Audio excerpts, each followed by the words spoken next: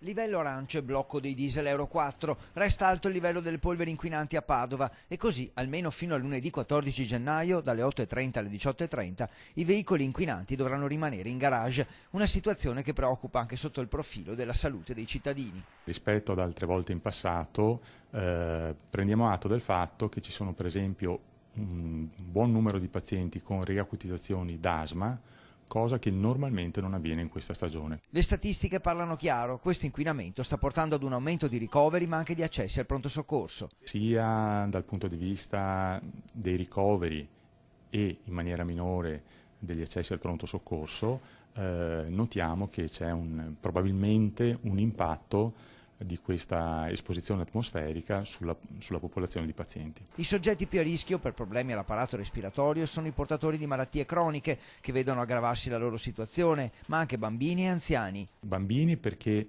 tra i bambini ci sono ancora più asmatici che non tra gli adulti, anziani d'altra parte perché sono portatori di una serie di malattie croniche, di molte patologie che a fronte di questa esposizione rischiano di peggiorare tutte insieme. Il fatto che la pioggia, quando arriverà, porti un beneficio immediato e una riduzione del rischio in quel momento è un dato di fatto, ma non basta a eliminare i problemi. Poi c'è un secondo tipo di rischio, e cioè il rischio nel corso del tempo. Allora, il fatto di esporsi più e più volte nel corso dell'anno, nel corso degli anni a questi irritanti atmosferici può determinare anche dei danni a lungo termine che non è che vengano ridotti dal fatto che oggi piove o no. Il traffico, secondo le stime, incide per meno del 40% sull'inquinamento, poi ci sono anche il riscaldamento e perfino le stufe a pellet. Non resta molto da fare. Non ci resta che aspettare una piovosa primavera.